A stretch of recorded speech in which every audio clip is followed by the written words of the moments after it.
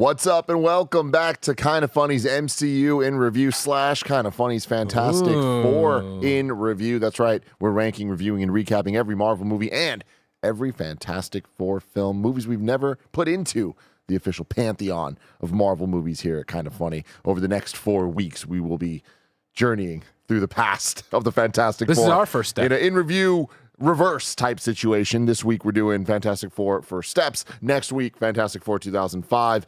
Week after that, Fantastic Four Rise of the Silver Surfer. And then the week after that, the Fantastic Four 2015. Tell you what I did yesterday, Tim. What'd you do, Andy? I watched the very, very first Fantastic Four movie. The 1994 one?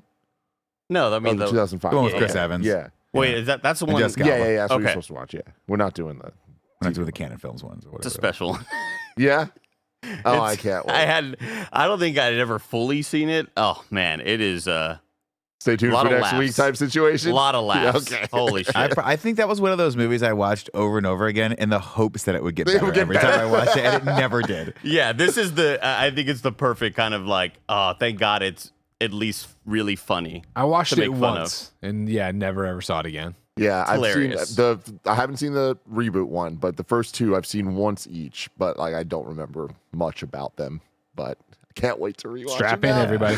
Of course, I'm Tim Geddes. I'm joined by Andy Cortez, Hello. Greg Miller. Welcome back from Comic-Con. Thank you very much. And Nick Scarpino. It's clobbering time. It is clobbering time, everybody. This is in review. Each and every week, we rank, review, and recap different franchises. Like I was saying, we've just been doing all the Superman movies. So if you want our thoughts on James Gunn's latest, you can check that out. And then the next couple weeks are all going to be fantastic. And then after that, I don't want to promise it's going to be the week after that because I need to look at the schedule. We will be returning to Alien and Predator. Woo! A lot of people have been asking when that's coming. We will get back to it. We'll get through all those movies this year. I promise you that. If you love what we Famous do, last words. please support us with the Kinda Funny membership on Patreon or YouTube to get all of our shows ad-free. Watch us record them live, and you get a daily exclusive show. You can get in review for free, though, wherever you are. If it's YouTube, if it's podcast services, just show up, and it's going to be there for you. We've done hundreds of episodes of this show. It's kind of crazy. Shout out to our Patreon producers, James Hastings, Carl Jacobs, and Omega Buster. That song. Today, we're brought to you by Mood. This song, man. Piece of shit. You suck so much. Greg, the amount of power that you have Yeah. just when you say something Yeah. and then the world just turns against me. Yeah. Do you know how many people were wearing the Greg championship shirt at Comic-Con at my panel? A lot. You know, it was more than one. And you know how many people walked up to me and they're like, you know, you really got to let Greg review Pokemon. And I'm just like, I hate this. I hate everything about this. He's awful. He is awful, everybody. Today we're brought to you by Mood and Factor, but we'll get to all of that later. Let's talk about the Fantastic Four First Steps, releasing on July 25th, 2025. That's today, everyone. Directed by Matt Shakman, who's best known for directing the MCU miniseries WandaVision in 2021. He's also directed episodes of It's Always Sunny in Philadelphia and Game of Thrones. One runtime of 1 hour and 54. The wide Yeah, dichotomy there's there. Fargo in there too. Yeah. that's He bridging the gap a little bit. He's got good range. Fargo's good. Man. Fargo's great. Music by the GOAT, Michael Giacchino. Budget of $200 million. The box office currently is at $24.4 million, making it the best first night box office of 2025. Wow. So far. So we'll see if that keeps up, everybody. Where do I want to start with? Because I will say I know where this movie ranks on our list. I know everyone's rankings. And it's simultaneously less divisive than I expected and also more in some surprising ways. Oh. So I'm going to start. Wow. I'm going to start with Greg. Hi, Tim. I'm gonna start I'm with excited to that. hear what you think about it. Yeah. This is a rare one where you saw it without us. You Yeah, know what I mean? I saw it on Wednesday. Y'all saw it Monday, but just because of traveling and stuff, I had to see it Wednesday. So yeah, what'd you think? I'm torn in many ways, and I don't think I have a solid answer. I would love the chance to see it again. My main thing is, my introductory statement here is that Fantastic Four First Steps is a good film. It might even be a great Marvel movie, but my problem is I feel like we were sold a false bill of goods. I think the trailers made this look like a movie we had never seen before in how they shot it. A new universe, a new timeline. We're all over here. We're all in on this thing. And I really felt that, like, oh man, visually, of course, but also universally and narratively, this could go to some really interesting places. This is going to be a very interesting movie, a pivotal movie on our way to Doomsday. Of course, no spoilers, but like it ties in a bit to the Thunderbolts and post-credit scene. Like I was like, there's a lot of interesting shit we could do with this film, blah blah blah. And when it was all said and done and the credits hit, I was like, oh, this was just a Marvel movie. And there's nothing wrong with that. I just expected so much more based on how great the trailers were. I really expected we were going to get like an all-timer here. Like, oh my God, they're going to come in loaded. This is going to be amazing. And Andy, sat next to me. He had the Bavarian Legend. I don't know if you saw this Bavarian Legend he had. I thought it was called the Bavarian Beast. I like that name a lot more. Andy tried to take on the Bavarian Legend and lost. Kevin, if you want to go, I put up his Instagram post. I don't even remember. It's a big pretzel. We had a big pretzel. Yeah. It's on my blue. It's on my BS. Tim, that means blue sky. You guys are my favorite people in the goddamn world. The Greg's saying all these words I don't understand. Like you're supposed to know what's going on. And then I look over at Nick and he just goes, "It's a pretzel. It's a big pretzel," as if that's like, oh, and I guess contextually I can put it together, but also that's a ridiculous sentence. I was really hungry at the movie You got to theater. keep up with Greg, okay? If you're going to win the next championship, you got to keep up with Greg. I was close to getting the maybe apple cinnamon donut holes, and I was just like, I don't know if I want that. And I asked about the pretzel, and then the young lady was like, I don't know if we have the pretzel in stock, but we have pretzel bites. Look how big that pretzel is. It's a big old pretzel, Tim. Legend. It looked like it looked like a big pizza box. Yeah. And opened up this thing. I ate like maybe a fifth of it. Not even. Just Gave that a lot top of it section. to Roger. But it was really greasy. It was like pools of grease, but You knew that was going to happen. Though. You knew that was going to happen. That kind of pretzel from Really a good flavor. And also, like I was trying to put him over with this cashier. He just wouldn't take it. You know what I mean? Where she's like, "Oh, you're excited." We were all chatting because I wasn't standing in this fucking line. I just walked to where Andy was, and I was like, "I'll pay for your food too." And then we're chatting up. This cashier's chatting up Andy when I get there, right? So now I come in, wingman Nick. I'm gonna deliver. All right, I'm gonna deliver where nobody. I else thought you were will. trying to sell her on Kind of Funny. No, you. And so she was like, "Oh, I don't like the shirt." They were in the Fantastic Four shirt. I was like, "Oh, we love them. We got them." Blah blah. And then she's like, "Oh yeah, are you guys excited for that movie?" And Andy's like, "Yeah, we are." And she's like, "Yeah, I can't wait to see it Friday." And Andy was like, "We're seeing it tonight." And she's like, "How'd that happen?" I'm like, "Oh man, this guy reviews This guy's movies. famous on the internet. This guy famous on the internet. He reviews movies." And Andy just goes, "He's my boss." I was like, "Damn it, Andy! Damn She's it!" probably like 17 or something. Listen, I don't want to comment on that. I did not know I we're thought playing you were into. just trying to do the thing where I want to go to farmers markets and sell Kind of Funny, Oh, sure, I thought you were trying to do that. Grassroots. Yeah, We're kind of funny. I mean, if we could flip a cashier. cashier, yeah, that'd be great because We're famous. She could flip it for everybody else as we come up there. true. Yeah. Anyways, though, yeah. So I was let down by this movie, but I don't know how fair that is to the movie, if that makes sense. Where it's like, I was like, You it's thought it gonna was be. gonna be top 10. I did, and then I was like, oh, this is decisively not, but not like it's dog shit. It was just like, oh, like it was a Marvel movie. I think a great test is, or not a test, but a great encapsulation is coming back from this one. I told Jen about it, and at no point did I say you got to watch this when it comes out. Like Thunderbolts, I came through that door and I was like, I can't wait for this to be on Disney Plus. It sucks you couldn't be there tonight. This one, I was like, it's another Marvel movie. You're fine if you don't ever want to watch it. Nicholas Scarpino. Remember, no spoilers. No spoilers. I'm with Greg on this one as well. I enjoyed the film, but I think it's definitely going to be one that I watch, and I have watched once and maybe catch a long time from now, but I'm not going to seek it out again.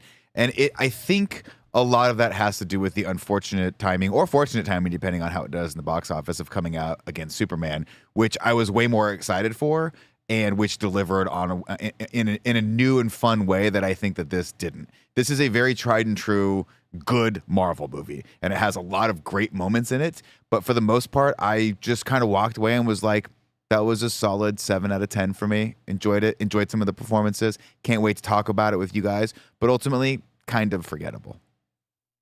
Andy. I was let down by this movie, and I think a lot of it goes with expectations and what Greg was mentioning too. I thought this had the potential to be a top 10, top 15 type movie. And a lot of that is because of art direction, but I was really excited about the cast and just I think it felt like maybe after Thunderbolts, and it's like, oh man, we're on this upward swing. We got momentum and this awesome MCU's trajectory. back, we kept saying. Yeah. And I think maybe going into other movies where my expectations are a bit low and I'm a bit more stoked about the movie, and especially Thunderbolts being like, oh shit, I didn't expect this to be awesome. I did something new.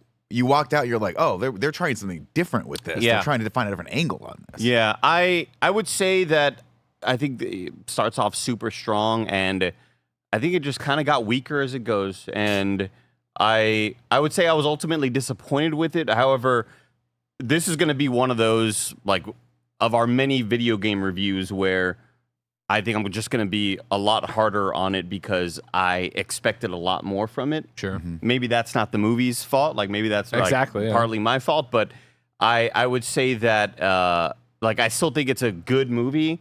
I don't think it's a movie you need to see in theaters, though. I think it's one that, like, I think going into it, I was wondering, oh, when I go back home to Texas, can I watch it with my family and stuff? And I don't know if I, like, need to take them to see this. I thought it was good. I thought it was serviceable. Some good laughs, some great acting moments between certain characters. But overall, I think it was missing something. One thing I want to toss in, because I got so hung up on the pretzel since Tim doesn't know Huge the news. Bavarian legend. Wow, don't know the legend. But it was Sorry, like legend. literally like we get Beast. the opening scene and you get that montage of the Fantastic Four and all this shit and the MC, like the Marvel. I turned to Andy, I'm like, this movie's fucking awesome. This movie's fucking awesome. And then Yeah. it was just a Marvel movie. It was fine. I would say, like, it was a good, serviceable movie that Marvel has delivered time and time again. And it does nothing offensively bad at all. I just was a little bit let down by it. I was hoping for, if they're saying that Reed Richards is the future leader of the next Avengers movie, like, oh shit, this is gonna be really, really awesome. I was like, it's a good movie. Tim, Yeah. what did you think? I thought it was wonderful. I don't think that it's S-tier Marvel movie. I do think it's A-tier Marvel movie, and I feel like this happens a lot when we review these superhero movies with how many we've done now, that everything we just said, it sounds like there's a bit more of a divide between what I'm saying and what you're saying, but our rankings, for the most part, are actually pretty close. So I thought that this was a fantastic time. I can't wait to watch it again in theaters. Specifically, a lot of the space stuff really took me by surprise with how visually interesting it was and different than what we've seen from the MCU before. We don't get much actual, like, space with the exception of Guardians. I feel like the Guardian space is very colorful, whereas this space was a little bit more interstellar, realistic feeling, grounded, I guess. I don't know. But to me, this nailed the most important aspects of Fantastic Four. I've never been the biggest Fantastic Four guy. When the characters and world hits for me, it is some all-timer shit. The Jonathan Hickman runs are so good, and they are the heart and soul of Secret Wars. So to me, it's the individual characters and personalities, like their abilities, but then also who they are. And I think that they nailed it here, all four of them. I love the performances. I love the situations they put them in. I thought that was great. The family dynamic obviously is incredibly important, but then there's also the element of the celebrity just adoration, right? That the world around them has for these characters.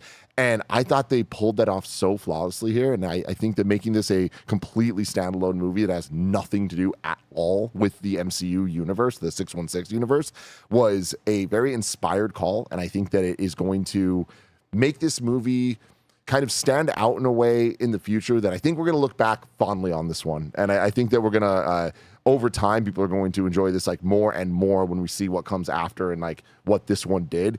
Kind of like Captain America. We'll get kind of, yeah. I mean, Yeah. in a lot of ways, I do think that we are right now in the phase one feeling of where we're at with this multiverse saga stuff, which sounds backwards because it is. We all know where we've been the last couple of years. But I think that from Thunderbolts to this, I think that we have two great kind of starting places of groups of characters that I want to see interact. And we're going to get that delivered very, very soon. And I didn't love every decision they made. I think a lot of I'd give this movie an 8 out of 10. And I think that those missing 2 points are a letdown because this could have been an all-timer, debatably, like, where is this in the top 10 type conversation. But I feel similarly to Superman in the sense that, you know what, I think an 8 out of 10 is actually what this movie needed to be for where we're at with these films. I think that the score I'm absolutely obsessed with. I knew I was going to be since we first heard the main theme, but the way they used it throughout this film and Galactus' theme, Silver Surfer's theme, like, this shit is so good. Like, Michael Giacchino's been amazing before. Like, this, the score gives this movie such an identity that we've just simply not had in superhero movies. Like, this feels like from the ground up trying to make this feel like the comic books. And I think that the Spider-Verse movies are the best examples of what if we just really made a comic book movie, like the comic book come to life stuff. But I think in live action, this might be the most one-to-one adaptation of a comic with the vibes and looks Jack and Kirby story. comic. Exactly. That's the thing that's so Silver Age, impressive. like, Yeah. And I don't really love Silver Age. You know what I mean? So it's like there is something, but I feel like in movie form, it felt very fresh to me, like seeing everything and the visual style of it. The CG I thought was great. Galactus and Silver Surfer inherently are kind of goofy and silly, right? Like I think that having a serious story around that is almost impossible. You can get into some deeper comics and like they flesh out backstories, and Silver Surfer is rad, pun intended. But I feel like with what they did here, they did the best with what they could. I just think that overall, the missing 2 points for me on my 8 out of 10 score is I just wanted more of a lot of things. I wanted more fight scenes. I wanted more action. I wanted more dynamics between the characters, like more scenes between the characters. I wanted more Galactus. I feel like, like when he wasn't on screen, his presence was still felt, and I thought they did a really good job with making it feel like an actual world threat. But I still wanted a bit more. You could definitely see that this movie was cut down to like, they didn't want the fatigue. They wanted this to be under 2 hours. And I think that was to the detriment. I think that there's a lot of clear little bits missing. And I think that that's most evident in some of the best scenes being the dynamics between Reed and Sue. But what you see in one scene and it cuts to the next scene doesn't feel like we're addressing what just happened. Doesn't feel like we are sitting with the emotional weight of the argument that just happened, right? And I think that, again, that's really to the detriment of all this stuff. But a lot of those character scenes were so strong. Yeah. Really, really good stuff there. With the exception of a CGI baby. You just fucking use a real baby or just get out of the way. And, you know, speaking of the baby, without getting full in spoiler stuff, I think that the montages in this movie are freaking awesome. Like, they didn't hold back at all in terms of, let's wait for a sequel, let's wait for another thing. They're like, no, this is Fantastic Four. Like, let's put everything into this. I was shocked we saw a lot of stuff in the trailers, but like some of the characters, some of the pulls that they have, and we now have such a great status quo built from this world and from this movie of where these characters and everything that matters to them are. I can't believe Future Foundation, the kid, like all this stuff, great. You know, we've dealt with Galactus. We've seen them overcome as a team and work together. We know we're like years into them being the Fantastic Four. This is where we need to be. I feel like I'm very, very excited about this group of characters being alongside the Thunderbolts, who we love, and Sam Wilson's team of Avengers that right now we don't know who they are, and I don't think we really give a shit that much because they just seem like individuals, not a team. I'm hoping they address that in the movies, and I hope that that's part of the whole story, and I think that that could be getting us back to not the phase 1 of just do something good, but phase 3 of let's get a little deeper and have Civil War type moments and have like, you know, stakes that aren't just live or die, but more character motivated. But can't wait to watch this again. I'm probably going to try to watch it again tonight if I don't fall asleep. But yeah, can't wait to get into the details of all of this and spoil the hell out of this movie, which we're about to do with the plot right after a word from our sponsors. This episode's brought to you by Mood. Let me tell you about the online cannabis company that's revolutionizing how we deal with life's challenges. From sleepless nights to stress-filled days, Mood.com has created an entire line of functional gummies that target specific health concerns with 100% federally legal THC blends. They'll deliver them discreetly right to your doorstep, and you can get 20% off your first order at Mood.com with promo code KINDAFUNNY. I've been having a great time trying out their different gummies and am loving how each one feels. And each one is crafted using federally legal cannabis grown on small, family-owned American farms. No pesticides, no BS, and they can ship to most states in the U.S. Best of all, not only does Mood stand behind everything with an industry-leading 100-day satisfaction guarantee, but as I mentioned, listeners get 20% off their first order with code KINDAFUNNY. So head to Mood.com, browse their amazing selection of functional gummies, and find the perfect gummy for whatever you are dealing with. And remember to use promo code KINDAFUNNY at checkout to save 20% on your first order. That's Mood.com, MOOD.com, promo code Kinda Funny. This episode's brought to you by Factor. Summer is here, baby. That means more sun, more light, but it should not mean more hours inside cooking. That's where Factor comes in. Factor's chef-crafted, dietitian-approved meals are ready in just 2 minutes, taking the hassle out of eating well. Multiple people here at Kinda Funny have been loving their experience with Factor, and you can too. Factor meals arrive fresh and ready to eat, perfect for any active lifestyle over summer and beyond. With 45 weekly menu options, you can pick gourmet meals that fit your summer gains and goals. Choose from options like Calorie Smart, Protein Plus, Keto, and more. Factor powers your day, sun up to sundown. With nutritious breakfasts, on-the-go lunches, premium dinners, and guilt-free snacks and desserts, Factor has your whole day covered. Enjoy more this summer. Get Factor if you want all the flavor and none of the fuss. Get started at factormeals.com/kindafunny50 off and use code kindafunny50 off to get 50% off plus free shipping on your first box. That's code kindafunny50 off at factormeals.com/kindafunny50 off for 50% off plus free shipping. It's time for us to talk about the movie. This is Fantastic Four. Oh, we'll discuss it all scene by scene. This week you review series. It's time for us to talk about the movie. It's so hard. I have no idea what you're trying to say. There's so many words in there. There's so many words. Who did that? Who put so many words there? Us to talk all about the movie. This is fantastic. It's a hard one. Okay. Yeah. Oh, What's up, everybody? Welcome back to MCU in Review. And Here's a Coke, welcome everyone. to Earth 828. Woo! Our story begins as all great stories do, with a woman on the shitter. Sue Storm is there in the bathroom. Reed Richards in the bathroom. He's trying to find the iodine. He doesn't know where the iodine is. It's his bathroom. Let's have a conversation about this real quick. Why are they spreading all the medicine out through all of these drawers? You gotta when you got a Baxter building that big, you got to put stuff somewhere. It's true. You don't have An insanely large one bathroom. drawer Now- dedicated to the medicine. And I'll give you this one too. You and I, Nick, travel the world. World travelers. Oh my God. He's had What's in one the sip Coke? of Coke. One We sip. travel the world. Your mind is my mind. I'm Yeah. your mind.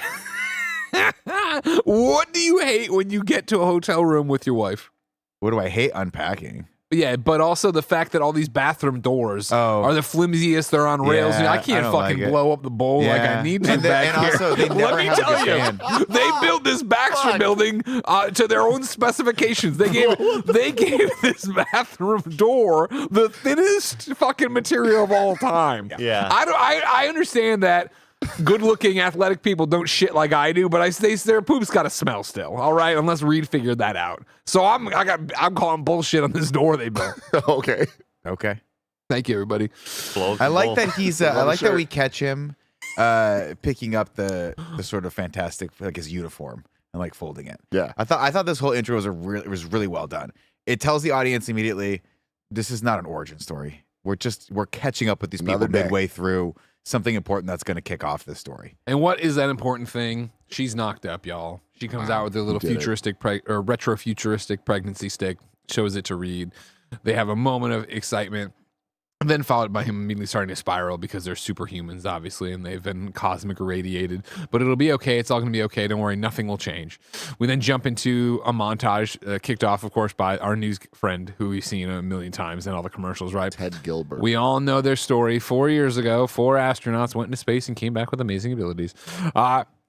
This is an amazing montage that I'll It's let so you good. take however you want to. Again, if the entire movie was like this, this is what I wanted. This is what the entire movie I wanted. This shit was so good. They just, I mean, obviously the score kicks off and just fucking ridiculously hype, and like just the visual aesthetic, like the way they showed this, it was not quite 4:3, but like there was like the little curved edges of it, like, very heavily stylized. But the things they showed, I thought were so awesome. Going through like Red Ghost controlling the monkeys.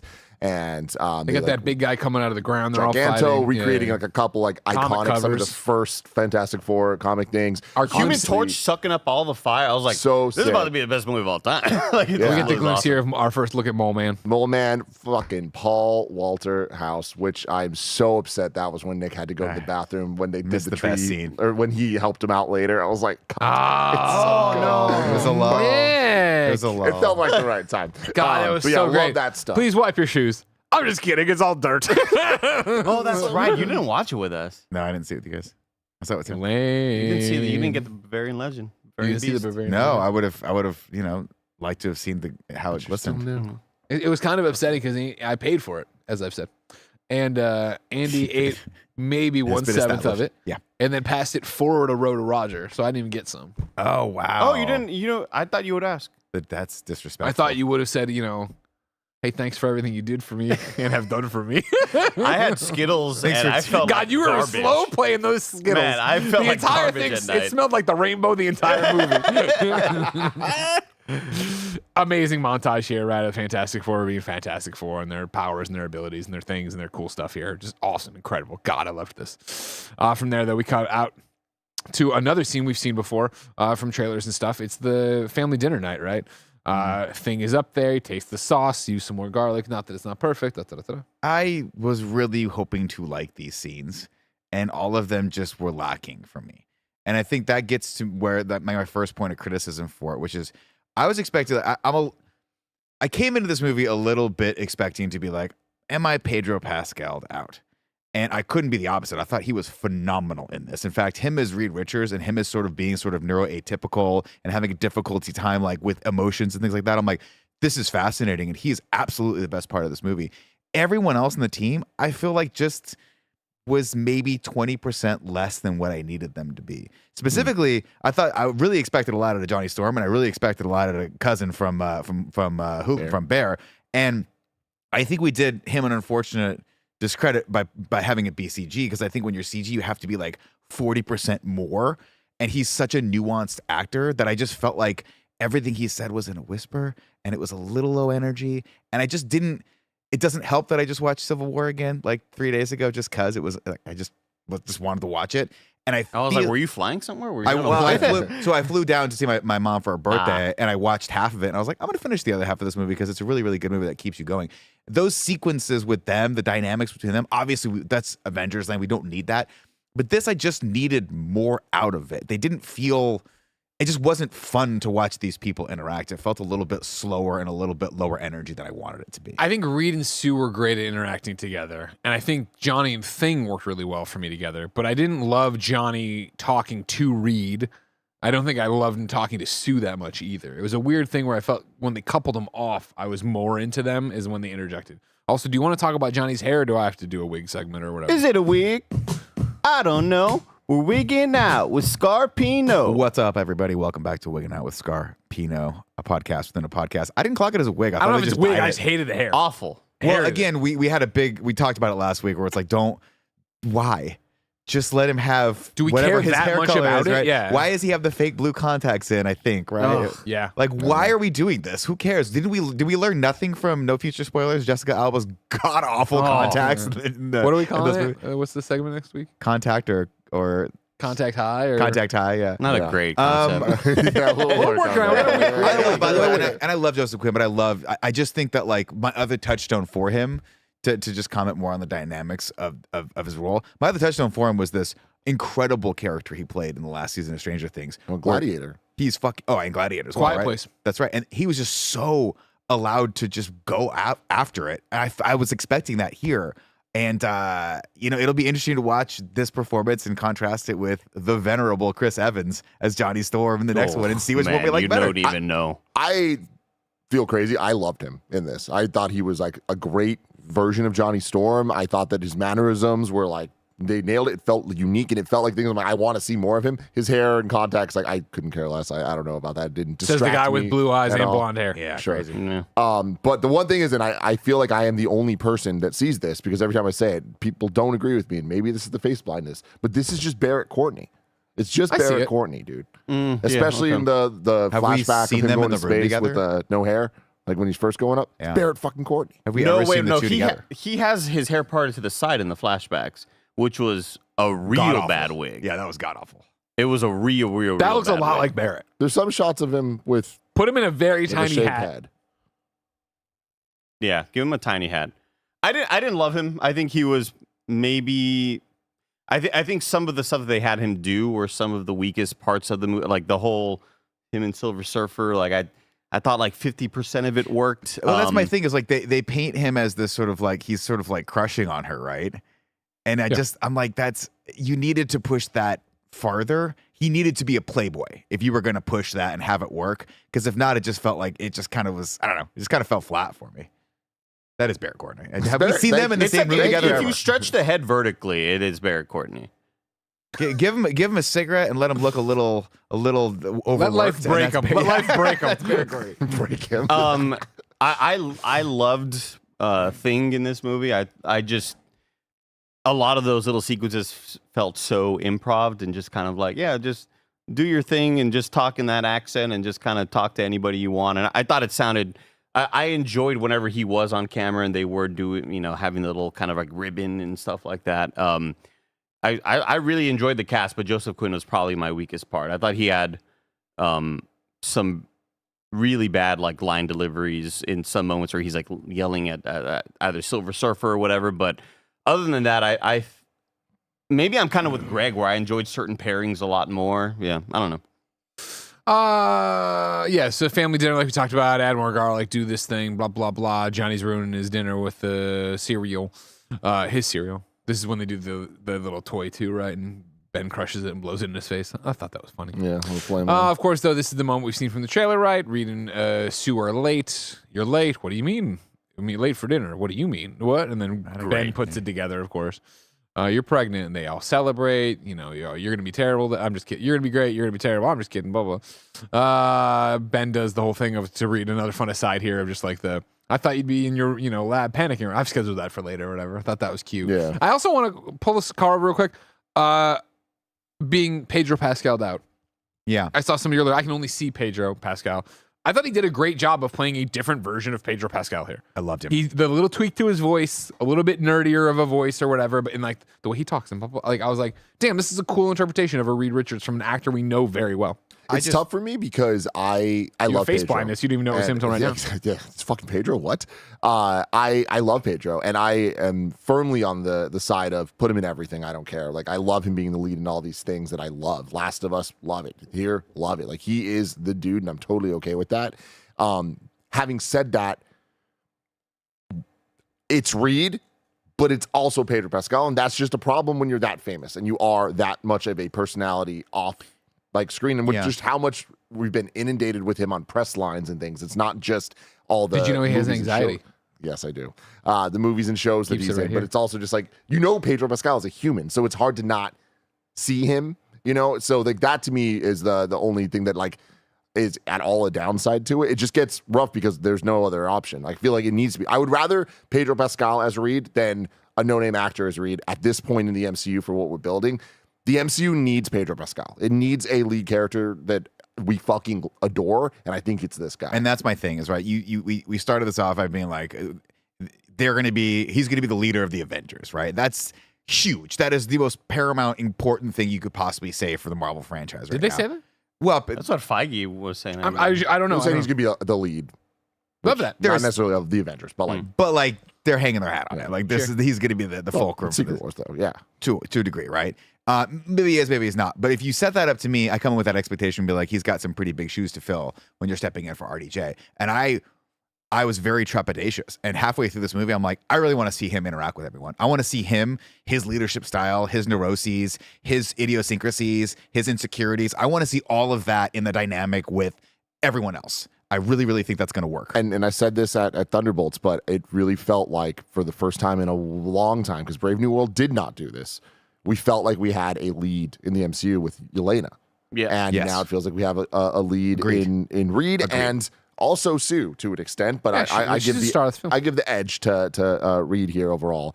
But yeah, Reed and Yelena as the leaders of the two teams, I am thrilled about. Crazy imagine them interacting. Like think about that. And I want to see that. You're talking about like the intricacies of the characters. Like both of them have a lot of interesting stuff going on. Crazy to me if you told me in February after all the trailers we saw that by the end of it all, I would enjoy Fantastic Four the least, and I would have Thunderbolts and Superman above it. I guess Superman is you got gun with the cheat code, and he usually never misses. But like, I would have never in a million years thought that I would have enjoyed Thunderbolts more than this one. Welcome to being a DC fan. It's bad, but it might be good. We don't know. Sorry, everyone in the chat's freaking out. I don't know if I'm misquoting that. I just know that they said that Reed Richards is very important for the Marvel universe. He's not going to be the leader of Avengers, I guess. I don't know. I may have misspoken there. I don't know. You're fine.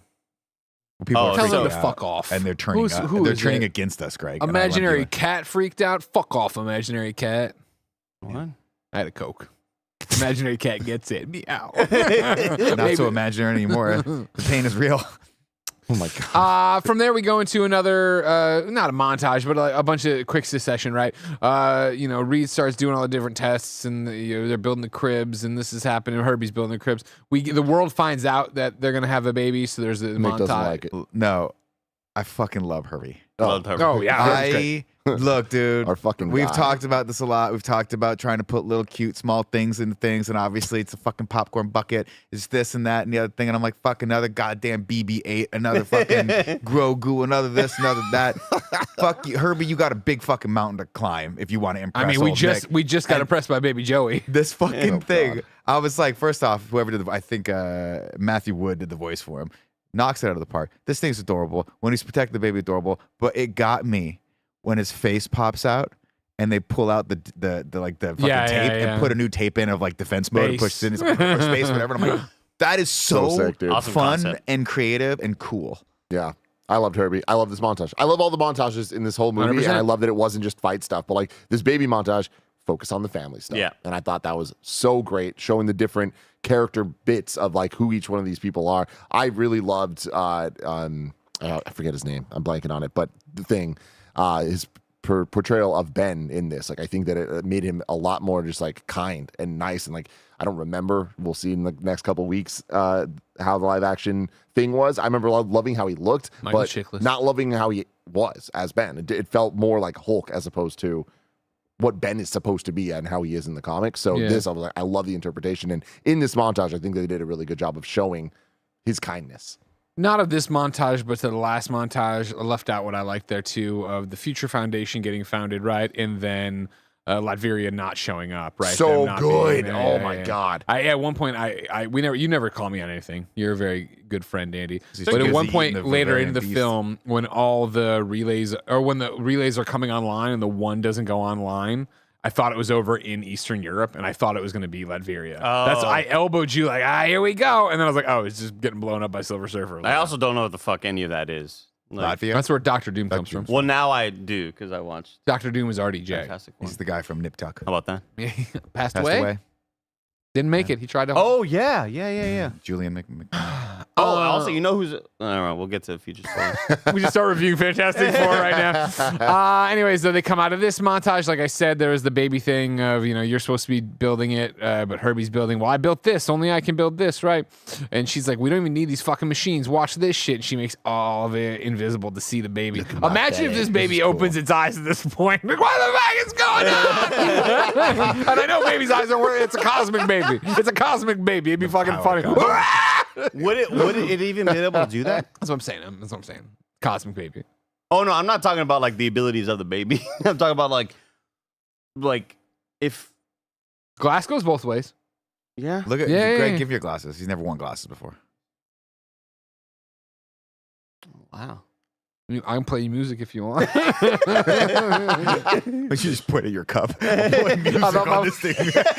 This thing music. I thought my phone was there. I didn't realize it was in my pocket. I apologize. Anyways, yeah, look at this. I got a fucking baby in my gut. Awesome. I love this moment. I thought this was powerful. Agreed. Yeah. Yeah. And I think it's, a real, when you are expecting a baby, your first baby, I can only talk to the one, I guess, is you're so like worried about every test, everything. Yeah. And so he comes back to this later in the movie, right? Of just like, I have to imagine the worst all the time. That's my curse. That's what's weighing That's on my me. job. I thought, so it was a really cool idea of like, yes, you're all bombarded with cosmic rays. This has never happened before. You have to worry on another level of what's going on with this baby, right? And they were so good together. So good. Anytime Hot. you were getting to the emotional core of this movie, I thought that they kicked a lot of ass. I really enjoyed Vanessa Kirby and Pedro Pascal just doing their damn thing and acting their asses off, Johnny decides he's got a big appointment, though. He busts into Reed's office saying he's got the time or whatever. And he wants to talk about spacesuits because you have these spacesuits. Johnny just wants to go back to space.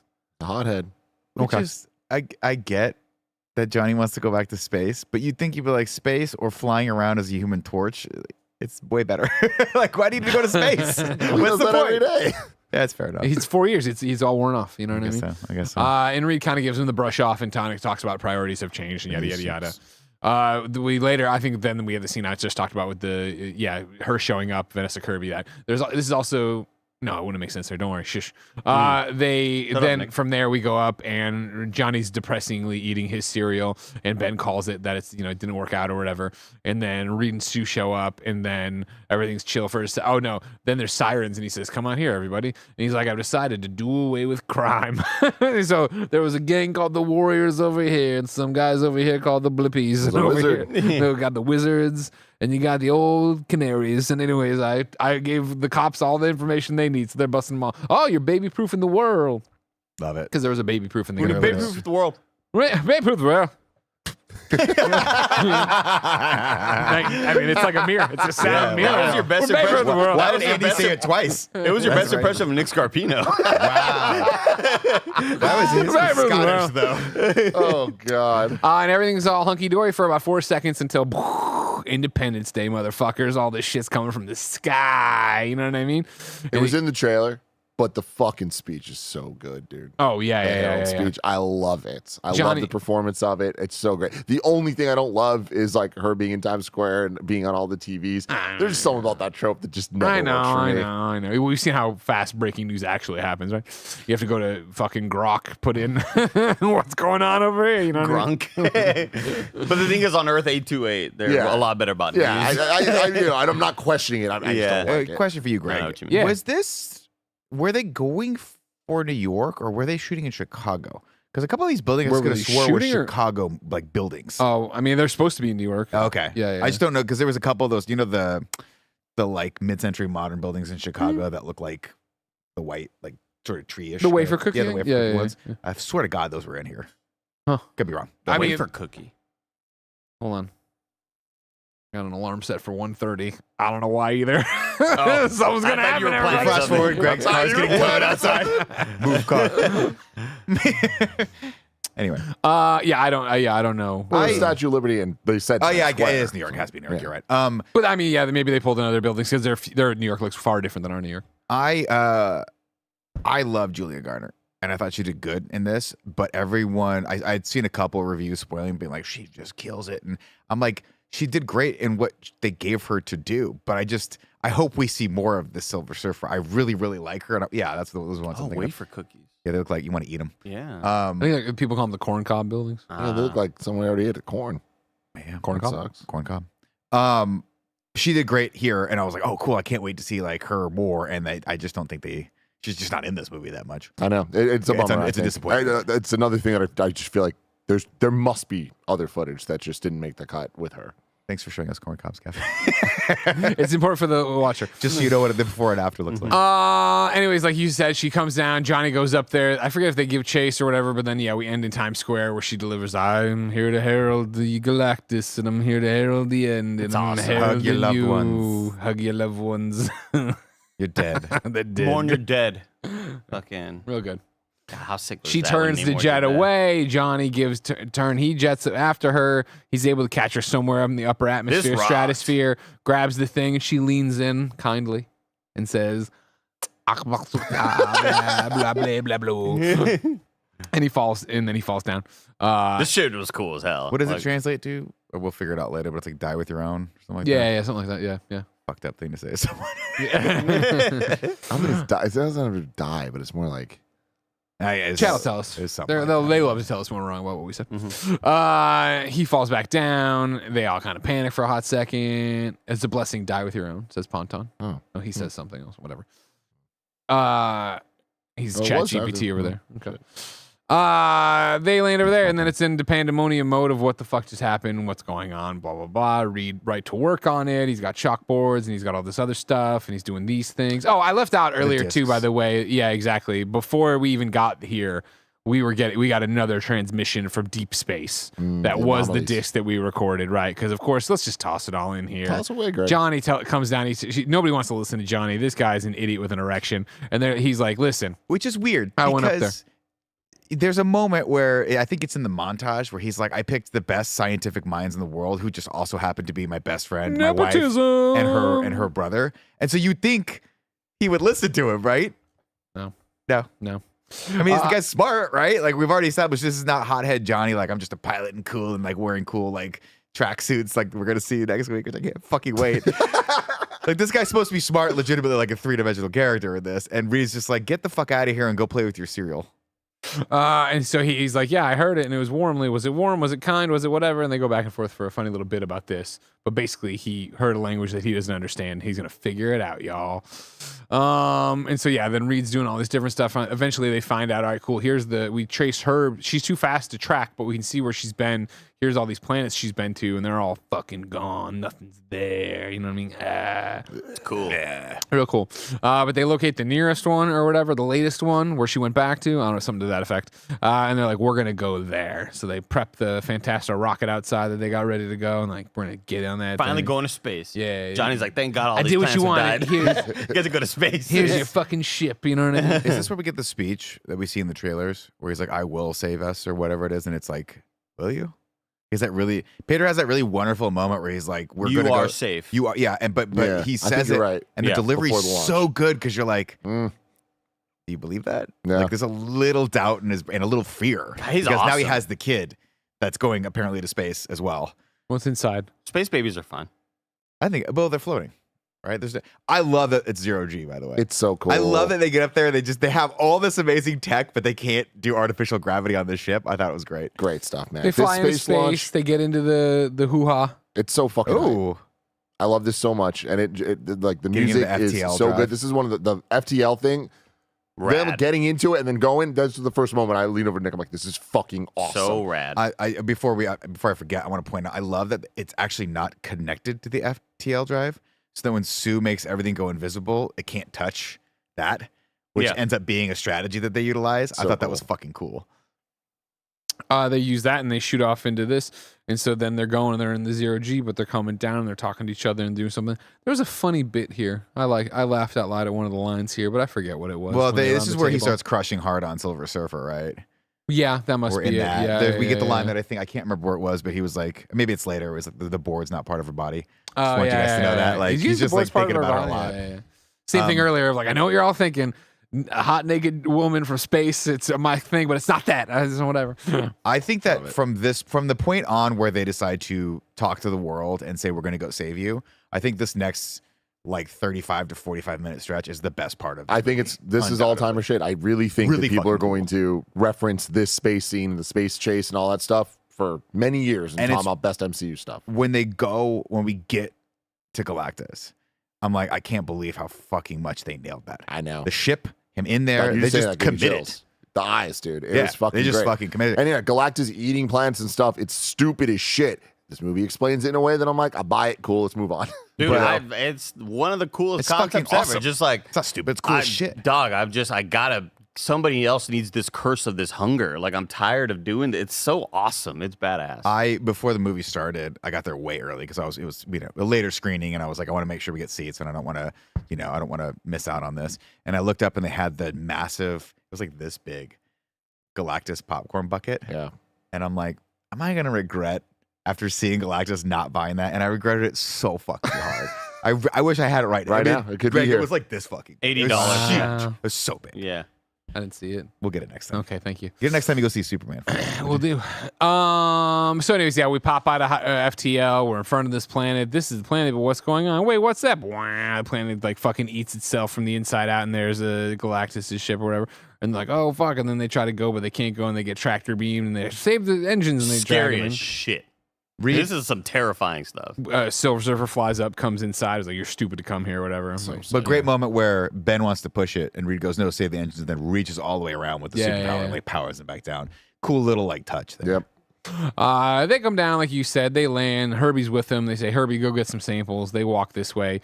Johnny tries talking to Silver Surfer. She tells him it's a blessing, die with your own. He eventually falls back then, and Grimm's like, "Oh, she already broke up with you, huh?" I was like, "That's Yeah, funny, great line. Yeah. Eventually, you get to Galactus, as you guys talked about. He's humongous. We saw him on IMAX. He was real big. So Real badass. big. Anytime scale is played in that way, that's why I loved all those moments in Eternals with And the massive Celestial. Yeah.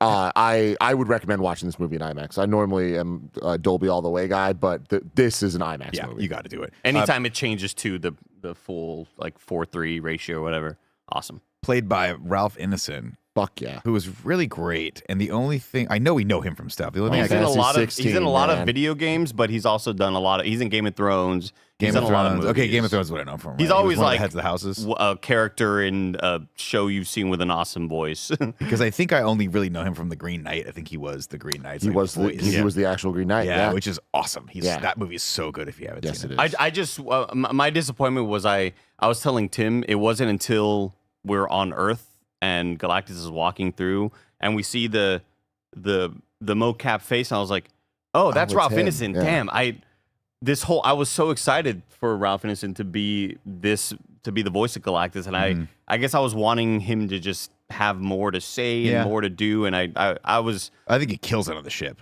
I think this whole sequence is great. I guess I just I still wanted more though. I Yeah. thought they could have Yeah. done more with it because his voice is still so commanding. Mr. Seuss sets me right and solves it for me. Where the line I was talking about with them laughing is when they're debating how to fight Galactus.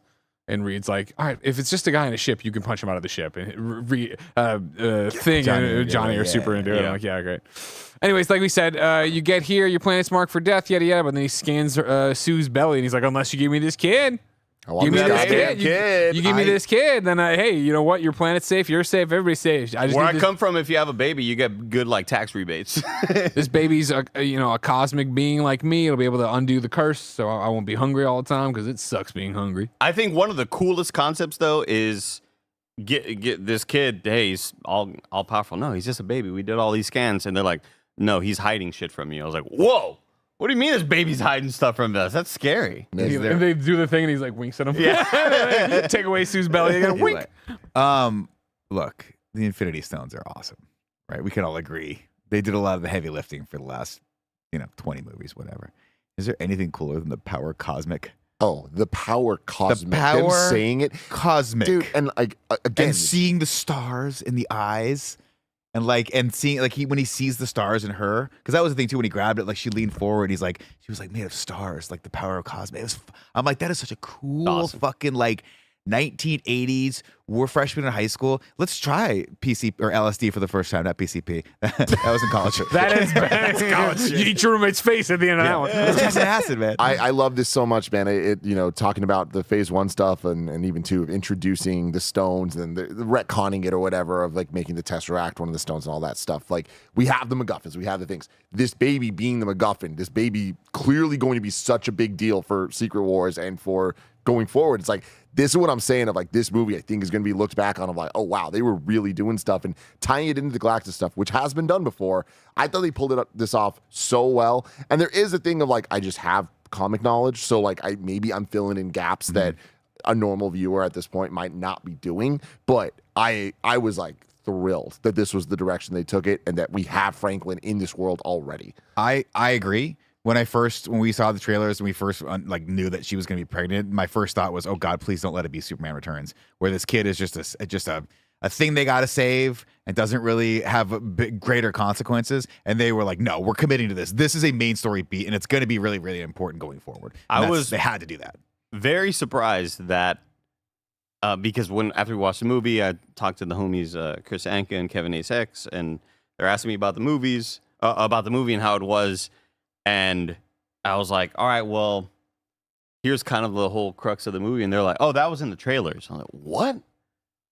The fact that the baby, that Galactus. Oh, I didn't see that in the trailers. That was not in a trailer. That might have been in trailers. one of the commercial TV spots. That was not in a trailer. Oh, well, a commercial TV spot, Sure. whatever. The fact The that entire movies. the fact that the public know, I was like, oh shit, they just I thought that would be a big moment in the movie to go, oh shit, for all the moviegoers to be like, whoa. it got me. Yeah, He was like, definitely. holy shit. Yeah, but I told But I Chris watched every and trailer. I called Chris and Kevin about it, and they're like, oh yeah, that was in the trailers, the Yeah, but commercials or whatever. I was Is like, Chris oh doing damn. one of those things where he just knows so many people that You know, he was like out Maybe. to drinks with the director, and he was like, "Hey man, here's the whole plot of the movie." Sergio Chan says in the last trailer they dropped it, people were pissed. Oh, okay. Just don't watch all the trailers, you know? Mm. Easy. Someone tweet me the trailer you guys are talking about. Of course, they all say, "Fuck no, we're not going to do that, you stupid idiot." And he's like, "Well, you're a stupid idiot. I'm Galactus." And I'm like, "Well, I'm fucking." Silver Surfer's like, "You're both kind of dumb, but whatever." And so then they're like, "All right, let's go." And Reed throws some sand. Just kidding. Johnny takes off and he's smashing through the fucking pipes or whatever that are connected to Galactus. And Galactus like, "Oh, my back," you know what I mean? And at first, I'm like, "Wow, Galactus is kind of like." Not protected. Like this shouldn't be that easy to do, but I kind of like that it is. I kind of like that it's just a ship that is constructed to feed him through his back umbilical cords. Yeah, dude. It's like you think one will go to the stomach, fluid. but like I was like, oh, that's kind of cool. And he's like, it fucks him up a little bit to the point where he can't use his powers. He's just trying to like reach for him and stuff. He's that big hand kind of coming out. Bah. Terrifying. Do it again. Get in there too. Oh my God! You always forget about Nick's magic fingers till they're at work on you. You know what I mean? Good Lord. Tim, let me Andy. finger you. Someone asked me if they can grab my neck, Greg. It's so big. Oh my God! I love it. I love it. I love it. I love it. Thank you, everyone. The answer's no, everyone. You can't Fucking grab life Tim's I have neck. to live. That's why they asked. They asked. Don't ask. In Weird. the similar It's a way weird when they ask. go like, "Oh, you're shorter than I imagined. You're taller than I imagined." Yeah, don't tell that me. dick is that neck is thicker than I imagined, or thinner than I imagined. Andy, oh my fucking God. What? This amazing family came to the panel. They were so nice. They were so great. And you know, I'm assuming a lot here, but it seemed to me husband, wife, daughter. Okay. Daughter, I'm really bad at telling ages of kids, Sure. but like maybe Either 2 or 12. maybe 13, Okay. 13 or so, maybe Sure. 11. I don't know. And they were very sweet, took pictures with them. They were just awesome. And they were about to walk away. And then she goes, wait, Tim, I have an important question. And I was like, what? She goes, am I taller than Andy? He's 6'4". I was sitting next to her and I'm like, I think you might be taller than Andy. Awesome. What an interesting trivia. question. I know, I You know what I loved it, mean? though. I don't I think I could loved it. answer. I wouldn't know. Let's take him on tour. Tour Andy around. All the farmers markets. You come Well, out. no, you have instead- to be taller than this to be taller than Andy. Joey, I know you're watching right now. Let's make a Michael Jordan like poster. Remember, I know I was a Chicago kid, but they had the life-size poster of Michael Jordan that had the ruler next to Yeah, it, so yeah, you yeah, could yeah, see yeah. how tall you are. Let's make one. A with lot of Andy. people just assume that I'm like taller than Nick because of all the short jokes that happen at Nick's expense. But Well, it's we just- could do it where we I make was you like, is that- 6'3" on are the you gonna poster. Stop talking. I thought he was just gonna stop there. A lot of people think, Oh, God. They run back to the ship. They're getting chased. Obviously, there's a bunch of sequence is stuff's fucking going on. awesome. It's incredible. just rocked. They jet the fucking She's thing. surfing. They climb into into the ship. Yeah, the Silver Surfer's coming. I Right. did not like the. Oh, But she's sexy like that. I hated that. I hated Can I that. talk- let's- As he's trying again- to shoot at her with the. something that I think's really great that's well done here that I think works against it a bit in the end though is something that I never would have called out except for Nick Scarpino who taught me this a long time ago, both in the Superman Punch Harder thing, but giving stakes. I liked a lot at the beginning of this whole segment when Reed's like, remember, Johnny, you only got X amount of oxygen in there. So 10 you can only, minutes, you yeah. can flame on for 10 minutes or whatever and see him burn it that first time. And then in this scene with the Silver Surfer, well, attacking and then fighting the Silver Surfer, him having to deal with that. I was like, oh, I like that stake of taking, we know he has this cool power. It's hard to quantify how much it would be, but it's cool to take it here and put it in a different way and then have him fall there, right? And then get picked up and yada, yada. Yeah. Sue's, we skipped this. Sue, of course, is in labor. Galactus went, and she went, ay, you know what I mean? Ay, caramba. I love how much the Silver Surfer actually surfs. It's great. Yeah. Her surfing the like black hole space The full wormhole waves, thing, the it's wormhole awesome. was Sick. fucking awesome, and him being like shooting straight, but it's not going straight. Before 'cause we it's even get all- in there, right? We get into the ship. It's pandemonium. We take off. We got to put it into the MacGuffin out there, but like they don't have time to do it right this time. So they Jam just it in. slam it the fuck into Raw the dog it. FTL. They're going. They're starting to go. Sue's on the table. And then just horrific of Silver Surfer getting into the thing and then reaching into Sue's stomach just as they pull The off. It's tension like, is crazy. It's fucking crazy. This is awesome. And then yes, now we're to hear her surfing on the It doesn't help that she's silver and looks a little like the T-1000, and that gives me like massive trauma from Terminator 2. Sure. When it just wouldn't stop. It will never stop. It doesn't eat. It doesn't sleep. It just will not stop coming. It's fascinating where I think that maybe there's something about that mirror effect that won't ever look like the best, most amazing thing. But I mean, they made it more, correct me if I'm wrong, because I don't remember the other movies, but they made it look shinier for, well, you haven't seen the Silver Surfer yet. No. Rise of the Silver Surfer. I thought the old one, yeah, it looks shiny. Like really, really shiny. This is more of a matte silver. Yeah. Which I This like. looked like a little, like you're like, polish that a little bit. Yeah.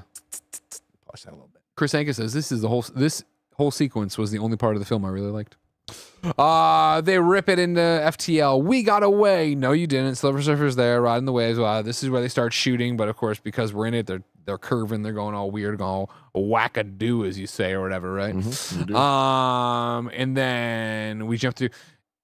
This is the part where I think, correct me if I'm wrong, where Sue's like, Johnny, get out there and kill her. And and he's like, really? And she's like, she's here to take your nephew. Your nephew. It's like, that's fucking cool. That was awesome. That's some Crazy good shit. dialogue Yeah, there. Let's go. Like, time to stop fucking around. Get out there. Yeah, and kill her, exactly. They get out there, and I guess I don't remember that part probably. But then eventually, like, all right, we're not going to lose her. We'll go to this black hole. It could tear us apart, but no, we have to. We'll go on the outskirts. She'll get caught. She'll be there for like a month. We can get away. They do all the MacGuffins and do all the different things. She's as the planets explode, she's like surfing the fucking black holes. It's like getting in. So. And so, like we talked about earlier, Sue makes the ship invisible, but they think it's on the thing, so they blow up the thing and they think they got him. But guess what? There they go flying away. And Silver Surfer goes, So really awesome. Yeah, really, really fucking cool. And again, setting stakes. We have a month now. Galactus doesn't know where Earth is. She's the herald. She has to find it. He doesn't have enough energy to move around without her. We got a month now. Clock is ticking. Sue gives birth to Franklin. We get a little moment there. Dude, such a cool scene. Yeah, Of having to use the gravity and all. It's fucking awesome. There was one moment, and I'm glad they didn't do it, but there's one moment where Ben it cuts the cord, and then it looks like he's about to just float. I was like, whoa! Check this out, cool. Check this out. This is but unfortunately, this is where like the doctors can't do that, where you test the baby for their like reflexes, their reactions, which are some great TikToks, by the way. Have you seen these videos where like a doctor's like holding the baby and newborn's just like doing that thing, and the doctor will like do the pretend to drop it, and the baby like freaks the fuck out, huh? The kick. Yeah. The baby will like freak the fuck out, and then he catches it. You've seen this video? I've never great seen this. videos, hilarious. I don't think every doctor does this, and I don't think they should. I have your son. Yeah, they're we'll doing it float as a it. comedic bit. Catch. Whoa! I mean, as you know, you got to earn those bits with the kids. You can't just do it right away. They're there. They make it back to Earth. They land. All of New York rejoices and celebrates. They've all just been waiting there with their signs. They're so excited. Of course, they all come off. They all block Sue at the very back, and they come around, and then the world reacts to seeing little Franklin there. Fantastic Five. The Fantastic Five. How many months did it take to get back? I don't think it took that many months. I don't think it took them months. They had said that she'd be caught in the black hole for a month. Oh, you mean the trip overall? Yeah. I forget. Maybe it was a full I month. thought it Is was that a what they month said? something, yeah. Yeah. I forgot. Yeah. They mentioned too that there'd be some time dilation there. How much dilation? Is it as dilated as Good me? line. That was really good. That Good was really line. good because they're talking about the cervix. Dang. Oh. No, cervix. So then they immediately are like, "We got a fucking microphone. Do you want to make a statement?" At which point you say, "Fuck no, I don't." We just Yeah. got back. We got to collect our thoughts. Yeah. But no, they get pressured by their right hand woman. They go up there, and it's just like it's a great. This is also really well done. I'm gonna butcher it all, but it was like Well, the first. how guy- did you defeat yeah. him or whatever? Yeah. Like, and then there's like, and Ben's like, we didn't. Yeah. You didn't defeat him. Love it. Yeah. I It's love so that they good, come back dude. and everyone just assumes the Fantastic Four saved the day, Yeah, and yeah. they didn't, and they don't know how to react. And he reacts very poorly by telling them Stupid ass. We're fucked. Stupid ass. Wait, it's one of the lies, like he Superman. wanted something we Stupid couldn't ass. do, which is like maybe we keep this to ourselves, right? Maybe you just go, hey guys, we're gonna figure this out. But instead he goes, oh, Galactus wanted my child and said he'd save the Earth, but obviously we don't want to give him that. To which even I'm like, it's got to be an option, right? Like, right? It reminds me of Breaking Bad when Why would Hank, you say when that? Hank looks at fucking Walter White. He's like, "You're the smartest man in the room." The smartest dumb guy. I know. And like, and even I know what's about to happen. Like, Reed, you're the smartest dude, and you thought this was. But he's not good with Why? people. You thought this was a good thing to do. Like, That's when that's when Hated you it. start talking, and this is the joy of being married. You start talking, and your wife just does this. shut the fuck up. Like, she gives you the shut the fuck up, like squeeze on your arm. You're like, you just turn around, you go back to your We room. didn't kill him.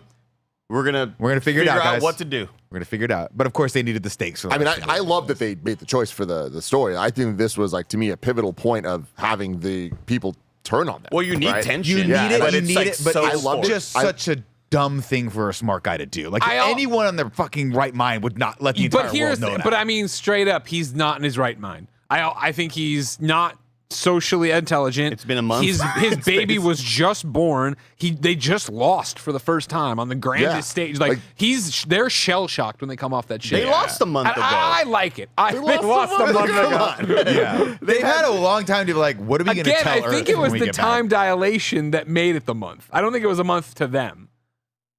Oh, because they did do faster than light travel. Yeah. So out there and back. I would've think they been like 5 went in, minutes which for them. burned. It's like Miller's Planet, where they burned time in the black hole for us back here, but for them, it was all still. But Franklin 2 comes hours, out and whatever. he's like 6 years old. You ain't keeping me up. I ain't love- fucking Ellie. I love this, and I think that it was a great thing of like all of a sudden we've seen this whole movie of literally every single person on the planet being like, we fucking love you, Fantastic gods. Four, like, oh my god, and there's a new addition to the family, like we're gonna love it, and then it's like the first moment they get to turn on that, some of them do, and I love that not all of them do, and I also love the references to the Galactus like cultists, like the people that are like waiting to be devoured and stuff, and like in the credits, like there's a whole vocal song that's like from the perspective of one of the cultists. It's fucking cool as shit. That's really neat. and I love that. Like this is future spoilers, a little bit of the plot, but I really love how this all turns into, despite there being dissension among the people and how they view the Fantastic Four, the world at the end of the day gathers to make all of the freaking teleportation portals and shit. Like that was cool as hell. Like that would not happen in 616. Like that could only happen because of how the world, the entire world views this Fantastic I like Four. to thought that imagine was if great. we ever had a big problem like a pandemic, we'd all really come we'd all together. band together, All get figure it together. out. Wouldn't make our divides even worse. I just Listen to really our scientists. I loved Pedro God. Pascal's like delivery of it, even though I don't like that it happened, or I wish that they maybe went a better way about it. But his shell-shocked sort of nature and delivery, I thought was fantastic. They go back upstairs where the world freaks out about this agreement. They're, turning down the agreement and then arguing about the agreement, like we've already talked about. People are on the news saying maybe we should give up the baby. Of course, Reed goes to work. His 3 compatriots up there turn to him like, what do we do? And he's like, I don't fucking know what to do. Are you kidding me? Like, blah, blah, blah. Sorry. I'm trying not to sneeze. They bicker and banter about this for a while. Eventually, him and Sue have a private conversation where he lets on that, yes, he's thought about it. Not in so many words, but he says very coldly of like, oh, the plan, it's this, it's that, it's calculated. I don't know. It makes sense why they would do it. And like, what do you mean Right. it makes fucking sense? And they argue there and like, do you understand when you're being you, sometimes you hurt me? And I'm like, oh, I feel that. So good. The amount of times I hurt Jen's feelings just being big old dumb Greg Miller. I'm like, oh, no, I get that. That's a real husband and wife conversation. Of course, he can't take it back. She's mad. She's trying to figure out. She scoops up Franklin, walks outside where everybody's protesting, and she says, you want him so bad, take him. That's what I would have. Nah, I'm kidding. She goes out and she gets in front of their big statue and introduces Franklin to all these people, right? He's not just some fucking baby or bargaining chip. His name's Franklin. We don't think he has powers, and most of the time he's CG, but he's here. Listen, we're a family. You're our family too. We can't give that up. You can't do that. Blah blah. And it turns most people are like, yeah, all right, yeah, let's not kill this fucking baby. Let's not give it to the big guy in the Baby's sky. all right. You mess with one of us, you mess with all of Have us. this beer with me. You know what I mean? Yeah. So then but like while she's out there, she mentioned they would move heaven and earth for their family. You'd move heaven and earth for your family, which of course kickstarts Reed. We go back to, in the beginning of this, we saw him work on his little teleportation thing with the egg. He got it to work. It blew out the breakers, yada, yada, yada. They're going to teleport the world. They're going to teleport the world to another. He had already mentioned multiple universes and parallel worlds. They're going to do that. I was like, this is fucking cool. Let's see where this goes. I'm excited. They're going to do that. But they'll need the power. They'll need this thing. All right, what are we going to do? Here's how we'll build them. Everybody's got to save energy, the entire world. Like, we all got to stop using power while we do this. It's cool. And I feel like multiple times we've said like, oh, this feels very just paint by numbers Marvel stuff. And in a lot of ways, it is just an MCU movie, period. Like, yes, but there's so many elements that we haven't seen before. And I feel like the idea of the world working together, that's fresh. And it felt to me earned. And I really, really enjoyed that. And I feel like had this movie done more things that tie it into, like, we all kind of assumed to some extent that this movie was going to end with their world being destroyed by Galactus and them jumping universes. I can't believe how happy I am that didn't happen. And I think some people might disagree and dislike the movie because of that. Sure. But I think that it is an inspired choice to have it be that this world is different. And they saved it. The Fantastic Four saved this world. Very cool. I am of the belief that I wish they hadn't, because I want to see what that permutation leads to. However, I think it would also be dismissive of me as a comic book fan to put on, and stick with me, it's going to sound more angering than I mean it to be, but to put on Fantastic Four fans what was put on me as a DC fan with DCEU. I don't need the Fantastic Four to show up in the MCU and be like, everyone we know is dead. We're not the same people anymore. Johnny Storm can't be fun anymore. Reed's got to be tortured. Everybody's miserable. I don't want those four to show up and be like, hey, we're all here. Life fucking sucks. And it's all like, I don't need them all to be Mark Ruffalo Hulk at in fucking Endgame. Like, I would rather them show up if we're going to get them into the real timeline or whatever we're doing, but I want them to show up and be Fantastic Four, not be we're the tortured Fantastic Four. Everything went fucking wrong. I like that. Yeah. So it's like I would have loved to have seen it because I feel like 50 films in, I would like to see that permutation, but I also know this is the first crack, the first bite of the apple, our first real shot at having a good Fantastic Four. Like, no sense fucking it up that way. Fair. Anyways, they all do it. They do the thing. They're building the things. Everybody's working. They're doing it. Thing gets a big beard because he can't sand his face down or whatever. I thought that was cute. It's off-putting though. Oh, yeah. Yeah, I don't know what it is. I mean, the beard, I was like, you got to shave that. It's weird. I'm like, it's worth it, guys. We can all vote. Give him a little power to shave that fucking thing.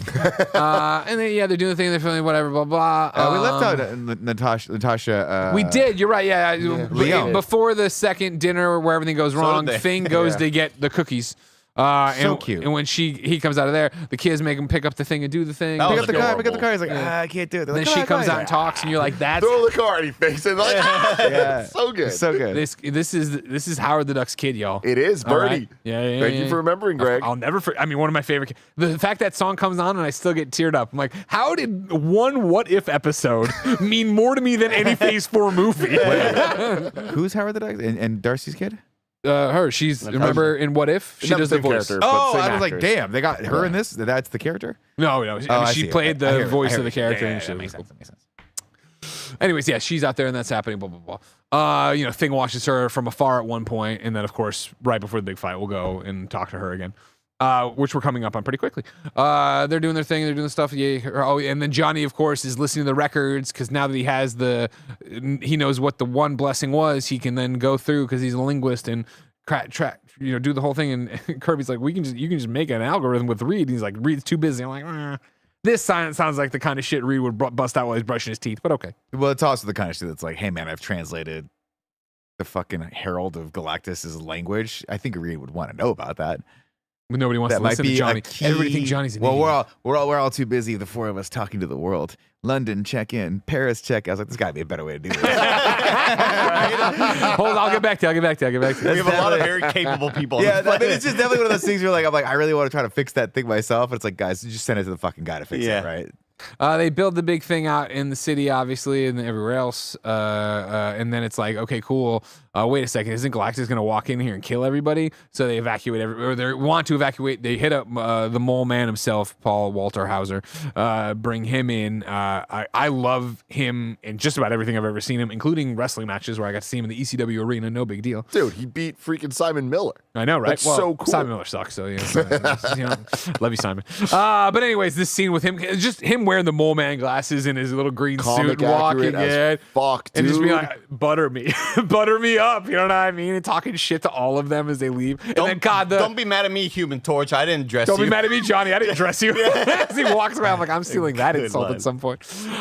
Great stuff, yeah. But of course, he'd do anything for Sue because she's great, and so we get the thing of them evacuating, taking them all to Subterranea. So cool, man. buses of This is people some rolling in. Fantastic Four ass shit. This And is again, a this is like they're comic-ass doing shit. it. It's Yeah, like it's yeah, not like we're hinting at it, whatever. It's like this is a plot point in this movie that they all go down there. Such a trip to me though, because obviously I'm dumb and I conflate a lot of things. And every time I watch any of this, I'm like, this is just Incredibles. It's just Incredibles. It's literally the end of Incredibles and then the beginning of Incredibles 2 or whatever it was, right? Wasn't there like the minor, the minor. Because they're ripping off Fantastic It's really ripping off. It's just hilarious.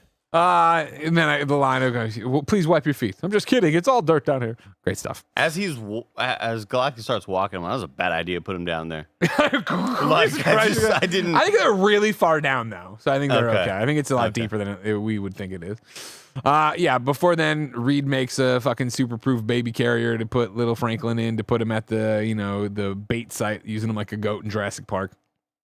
But that conversation between all of them to make the baby thing was awesome. Like I just loved Vanessa Kirby being like, the fact that Pedro Pascal acted and played it off so well to tell everybody, like, him hiding the fact that he knew that there was a way to do this, and everybody's like, wait, that's an awful plan. You want to put the baby out there? And him playing coy while acting and pretending that he didn't, because he didn't want to piss off Vanessa Kirby, and her being like, no, you know the way, and I know the way. You're just like too scared to say it right now. And he's like, and that's when she yells and goes invisible, and she's like, okay, we got to finally do this. But that sequence was so badass. The performances there were all great between the four. And it's perfect because she has a lot of nuance in her line deliveries there, where she's like, she's mad at him because he's not saying it and he's not fessing up to it, but she's also really mad at him that that's the only fucking thing they can do, and she knows it, and she doesn't like that he can't come up with another thing. But that's all they can do. I think she's mad at the situation. I really don't. I think in that moment it's like, this fucking sucks. But you're also not really speaking up right now, like, because we got into the argument last time. You know, I love it. This scene is, I think, a highlight of the movie to me. Like, their interactions and just the way their characters are is so good. But this is what I was talking about earlier. Of just like, I feel like the next scene, I needed to see her have a little bit more emotional conflict. You definitely feel like there was another conversation privately between Reed and Sue that got cut out there. Yeah. But there isn't. So instead, it's him and the carrier put down at the spot. They wait for Galactus. I might have fucked this up. Did the Herald show up to tell him that was going to come up, and that's why they deployed the plan? And then that's when Johnny speaks to her, and we're putting it right here. Johnny speaks to her in her language and is like, "Listen, you saved your planet by becoming the Silver Surfer, and here are all these messages they've been beaming into space, telling you how much they love you." I thought she destroys all the relays. Is that after? Yeah, because they go, okay, the planet's ready to go. It doesn't bang, matter. 5, 4, 3, 2, 1, and it starts to go, and then one goes down. Yeah, and then like, what happened? And they all she's start fine going too. down, and then Johnny runs out to her, and he's like, stop. Yeah. I translated it. Yep, you're right. Let's hang out. Let's go to Starbucks or whatever. This is good. I like that there's the whole planet's working together for this plan. Like, holy shit, they actually found a way to like beat Galactus. This is cool. And then when the Surfer comes and starts destroying all the things, it is that moment, like the theater had the gasp moment of like, like we as an audience were into this plan, which I think is very cool. And then, like it being kind of immediately like shattered. It's like, that's fucking awesome. Yeah, it was cool. And again, I thought it was going to be Dr. Doom not turning his on, which I thought would be cool, but then it wasn't. But this is fine. Everything that happens just happens. She leaves in a huff because she knows Johnny's right. Then Galactus shows up, right? He lands in the water, jumps in, and he stands up, and then he walks over and he looks at the Statue of Liberty. He's like, "Do I want to fuck you? No, I don't." And walks over there, and then he grabs a big old tree and sniffs it. I love this scene. It cuts to Johnny like, what the fuck is that? Weird guy. Fucking weirdo. It legitimately reminds me of Gladiator when he would go down and like put the sand on his hands. And so then, he scans through the city and sees little Franklin's cosmic energy over there. He's like, "Here we go. Let's go get a Altoid." Walks over there, starts going to think like kids in That's the size of it. Yeah, of course. Little candy. He gets close and they do a little bit of sleight of hand where they fly off Franklin over to the Baxter building, leave him with Herbie, fly back over. There's the new one there. Everything's just chill. Galactus is just bouncing down Fifth Avenue, having a great time. And then he gets right there and he goes a step and he steps back. He said, "Wait a second. Wait a minute. This shit's too easy." And why is Mr. Fantastic standing right there with his hand on a switch? I mean, they just stole this from the Predator. We can talk about it. Yeah. Come on. And he scans again. He's like, "That ain't a baby Altoid. Where is it?" Scans over there. He's like, "I'm going over there." Like, "Oh no, clever buggers," or whatever he said. Yeah, something like clever bugs. Yeah. Because they're bugs to him. So he goes over there, and then Herbie sees it or doesn't see it, but it's automatic lockdown, which I thought was cool. And you're like, it's just the building just Poor grabs Herbie it. doing the best he can. Yeah, exactly. Grabs little Franklin, starts walking that way. He's like, "Cool, I got everything I need. Fuck you all." And they're like, "No," and they all start doing actiony stuff. And they're fighting and punching and whatever. Cool, And but again, to your point way earlier, like this sequence was fine, but we don't really see them be the Fantastic Four that much in this movie. And this needed to be unbelievable, and it just didn't get there. It's because of who they fought. I think in any other movie, I think if there was a movie prior to this and they weren't fighting something the size of 3 skyscrapers, that you would have seen a lot more coordinated attacks. Agreed. Because this whole sequence, I'm just like, Thing maybe picked up a couple things a couple times and then ran into the pillars to knock down the building. I was just like, this sequence I thought was like very mid to maybe even below average, where I think that's maybe why I'm a bit lower on this movie, because it didn't end in an awesome way, unlike how amazing that space chase was. I agree with that. Yeah, I mean, like, we get the clobber in time bit, which is, funny.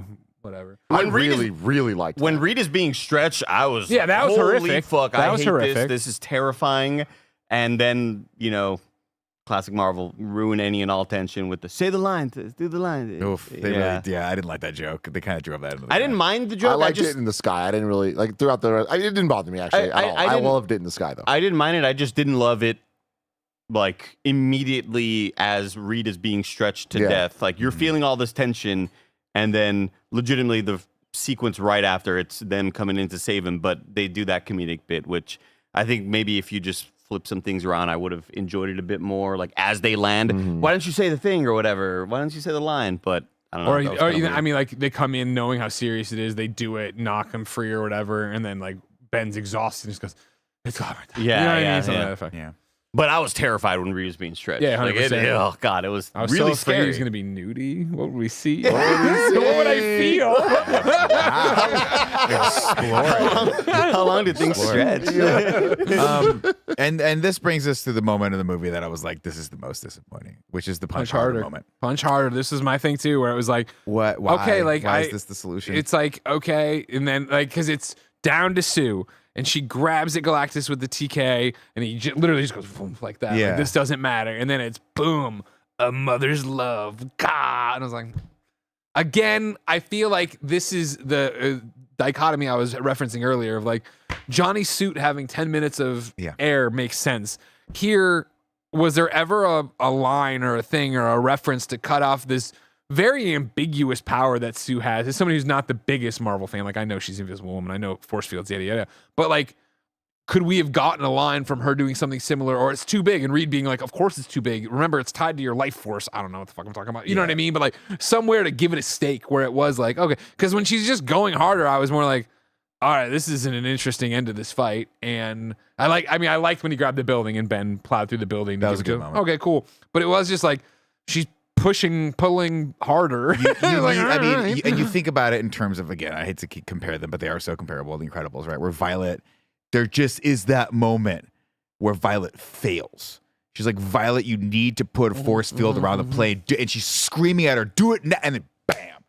And they're fucking dying and they're falling. And then at the very, very end, we get the payoff for that, where Violet's bam, like stops the thing and actually does the thing she needs to do. And it's so fulfilling. In this, you could just see the director be like, just a little more, Vanessa. Like, scream just a little bit more. I guess that works. Let's push him in. That's cool. But it's all just a setup, obviously, for when Galactus goes. And Here's the comes, thing. yeah, And then comes right goes. back to him. They save him, and then he's right back, and then we get thunderous music as Silver Surfer comes in to punch him right in the chest hole, right in the little emblem, fucking hole. knock him back into the other hole, then into the black hole. That closes. They run over to Sue, who's on the ground. She's spent all of her energy, and that's killed her. And so they, do this. And again, I was like, damn, this is fucking serious. For a second, I forgot about the baby. I was like, damn, they're really going to kill Sue. Oh, that's crazy. And then they bring the baby. And I was like, oh, fucking God damn it. I love it. I mean, I know it's like fucking, we've seen this shit a bazillion times. I like it because it needed like her fabric, like a cat does that. And that's always fun for me to watch. Yeah. This is clearly like the Avengers moment, right? Of Tony doing thing, like trying to recreate it. All the other core characters like looking at them like, oh, fuck, they're dead, whatever. And then it's not dead. But having the baby save it, like, it's stupid. It's corny. We've seen this so many damn times. That's how powerful Franklin is, though. Like, he could literally save lives, bring people back from death. And yes, that's OP. He's OP. And I like that they're not shying away from that. I don't know. I'm not upset of him having the power. That's not the problem. I just thought the entire setup to it is just, the baby's gonna, and then the baby just does it by getting on there. I was like, I don't know. Yeah. I don't know. I don't know how much of the baby was ever Like it looked awkward a lot of times, but I don't know if it was ever like full on CG baby. I think it was just like baby green screened, given like a lot of drop shadows to make it look like the thing is holding it and stuff like that. There's a lot of moments where the thing is holding it. It's like they add a bunch of shading underneath it and put drop shadow to make it look like it's making contact with the thing. You know who played the baby? Who? Andy Serkis. Ah, shit. Crazy. Baby strong. Power. Cosmic. So the world is saved. People come up from underground. That's great. Then we do a jump 1 year later, right? To now it's 5 years of the Fantastic Four. We're back on the guys' show. We're gonna celebrate them. We're backstage. They come out with a onesie that has a 5 on it. Would he be able to? No, he won't wear this. Of Hard course pass. he won't. This is Blah, a blah. great little conversation. Yeah.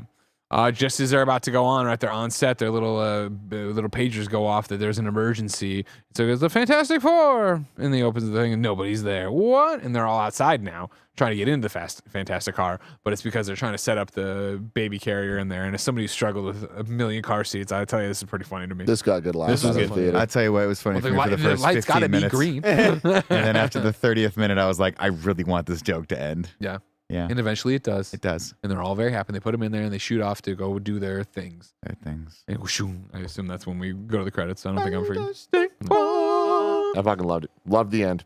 Yeah. Hated the mid credits. Hated the Hated mid credits. We the get to the mid-credits. mid credits, and it's now another year later. 4 years later. 4 years 'Cause the later. kid's like, Thank you, "Mama, thank you. I talk." Mama. Sue's reading Franklin a book. But not good. He wants another book. They go to get it, Still and figuring Herbie's out. like, "What about this book?" And they're like, "Not the Origin of Species." He's already read that one. They pick up another book, but then something changes. And like they're on the other side of the fire pit, and Sue feels it and comes around. She has a little bit of a force field, and she comes around, and then just as she clears, what do we see? A green hooded man with his silver mask down, and Franklin reaching up, touching his face. How about that? Back to credits. Yeah. Oh, all right, Iron Man. Dr. Doom. Nick Prasad in the chat says this scene was freaking frustrating. Yeah, to me, it's just like it just lacks what this scene needed in I think every way. If you're going to show Doom, show fucking Doom. Show Doom. Show RDJ if you're going to Blow fucking do out it. the If you're gonna fucking have him with windows his and have mask him off, floating outside. there needs to be a reason for that. Doom just showing up here, they're going to have to explain it somehow, and I'm sure that they will, and whatever. This might even be a scene from Doomsday itself. This just didn't work for me. I feel like this doesn't actually achieve its goal of getting people hyped for the next thing, or like, if you don't fucking know what that is or anything, like this just seems like such a stupid tease of the big bad for the next thing. And like the relationship between Doom and this family and all of it, it's gonna be different than it is from the comics, which is totally fine. But I'm a RDJ Doom defender, and I believe that it's going to be awesome at the end of the day, because I think that it needs to just be a completely different character than what Doom actually is, which I know is not in service of the character, but I think it's what the MCU needs right now to end the multiverse saga in the way that these movies and we deserve. We have the X-Men, we have all these actors, we have all of the last 25 years of superhero movies. This is our final shot at doing it all, saying goodbye to all this stuff in a real way. And yeah, full circle having RDJ as the guy, I think it's the right move. This post-credit scene makes me believe they don't fucking have an idea. They just needed to have Doom here, so he's here, and they're going to figure it out later. Yep. And I don't like that, I don't because like we're a that. year away from the That's next bad. movie. Yeah, I don't like that one. Jarvis, how old is this baby? Should have done that. Should have ended with that line. That would have been amazing. That would have been amazing. And then we get the rest of the credits, and then we get a little bit of the Fantastic Four in-universe cartoon they had. Yeah. And then Herbie turns it on. Yeah.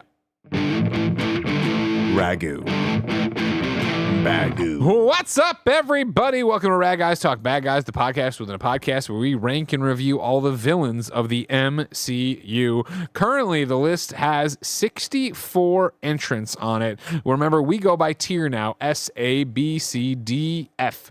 Where do we want to put Galactus and the Silver Surfer? I'm high on it, man. Like I feel like I wanted some more, but overall, I think that they did a great job of Galactus and making it work in a real movie that's grounded and with the storyline that makes sense. Him wanting Franklin, I think, was a great call. So Silver Surfer was awesome. The action scenes she was in were incredible stuff. I'd probably go A. I would go A tier, and I would put it below Mysterio. Hold on. And are you an A tier person too? Yeah, I'm A tier. Then let's I'm A read tier through for- A. Currently, A is 10 through 21. We have Valentina Allegra de Fontaine and the Void from Thunderbolts on top of the A tier. Number 11 is High Evolutionary in Guardians Volume 3. Number 12 is fucking Destiny, I don't know, in Loki Season 2. Number 13 is Kang in Ant-Man Quantumania. Number 14 is He Who Remains in the TVA in Loki Season 1. Number 15 is Wanda, Agatha, and Hawkeye in WandaVision. Number 16 is Loki in Avengers. Number 17 is Daddy-O and Razor Fist in Shang-Chi. Number 18 is Hela and Grandmaster in Thor Ragnarok. Number 19 is Ego in Guardians 2. Number 20 is Mysterio, Far From Home. And then number 21 is Gore from Thor, Love and Thunder. I would say I want this to go in at number 19. No, number 20. I go 13. Yeah, we'll go higher with Tim. I'd go 13. I just think the visuals of Galactus are awesome. They nailed that. Okay. And Ralph Ineson's very, very good. Was he scary? I don't know. I don't know. But yeah, but I also really didn't like Kang. So Okay. Well, there you go then. Now I think that's how it works, right, Tim? At number 13 now is Galactus and Silver Surfer under fucking Destiny, I don't know, from Loki Season 2. And above Kang from Ant-Man Quantumania. Now it is time for the official rankings of the MCU. Remember, this is all decided by math. We all have our lists. We submit it to a spreadsheet, and it spits out where this movie lands. Andy lost his Photoshop, so I gave Kevin a file okay. that he can I bring gave up Kevin on a the file. screen. Jarvis, bring up the file. Jarvis, I gave him a So file. there we go. Yeah, oh, awesome. Okay, cool. There we This go. looks great. Yeah. So, Fantastic Four, First Steps, lands at number. Do we want to do where we all tell our number first, or you want to tell us where we put it? Sure. I mean, I'll take a vote. We can do a vote. I like where we do each one of us put it, and then the overall where Cool. it ends up. I like that. Okay. Greg Miller, where'd you put it? Oh, I thought you were going to tell me. Greg Miller put it at number 22. Greg put it at 22. And that's on your my personal list, right? Yes. So yeah, this is another one. Again, I reserve the right to regret or be like, I nailed that, or maybe whatever. I put it on my personal list. I put it below Guardians 3 and above Deadpool at 22. Again, I'm a weird one with this one where I need to watch it again and not have that expectation. I bet I will enjoy it more, but I don't know. Yeah, Greg had it at 22. Nick had it at 19. I put it underneath Thunderbolts. I had Avengers at 17, Thunderbolts at 18. I just thought Thunderbolts was doing something new with the superhero team dynamic that I expected from this and I just did not get from this. I think it's a good movie start to finish, but I just think it's a bit lacking. And I had it at number 17, so not much higher than Nick, who had it at 19, Greg at 22. I put it where, hold on, let me look at this.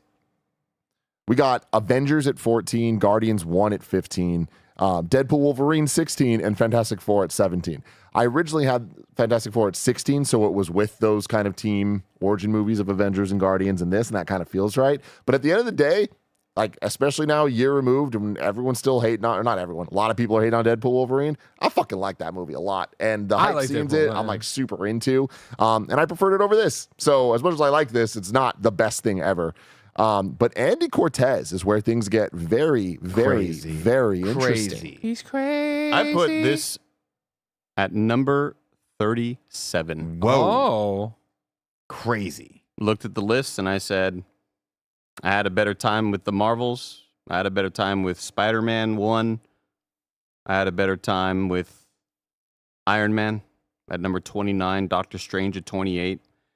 And a lot of it, I think, comes down to the final acts of those movies not being as lacking. I really think if this final act of the movie could have equaled the action sequence from the space chase, I think it could have been a top 15er for me, but it was just very underwhelming to see how cool Galactus looks, and him just walking around a town was just not it. Walking for around. me. He's just going for an urban hike for me. Yeah, slowly. So Greg had it at 22, and our full list has it at number 22. Greg, right on the money Good there. job, Greg. Thank you. So it is above Spider-Man Far From Home and below Deadpool 2 on our overall list, combining all of our personal lists. Next week, we're going to be adding Fantastic Four 2005 to this. Very excited to see where that lands. Now, hold on. Let me look at the list. Let me look at the list right now. Where will this land? Oh, okay. dude. Okay. I will be shocked if this movie gets out of the back 10. I'm going to do a little predictive analysis and just say that this Back 10's real bad. Look at this. It's fair, but this movie is real bad, fuck. but it's real fun and real bad. And I'm going to say at the end of the day, I think this might be underneath. No, it'll be right underneath Thor: The Dark World. It'll be above Wow. X-Men: The Last Okay. You think it'll be better than Last Damn. Stand? No fucking way. Maybe. Yeah, maybe. No, We'll fucking see. it's at this bad. energy. Look at Don't- this energy Don't right get here, me bro. wrong. Come It on. is bad. It is not a good movie, but I was laughing a lot at Yeah, how yeah. absurd the things that happen in the movie Man, are. I tell you what, I can't It is wait. fucking hilarious. Cannot wait. I can't freaking wait for Fantastic Four in review to continue. Thank you all for hanging out with us today. You're about to get an episode of Kind of Funny Game Showdown if you're watching live. It's exhibition. My title's not on the line. Title's on the line. Oh, the game showdown. Game Showdown. That makes sense. Until next time, have a marvelous day. Put a baby.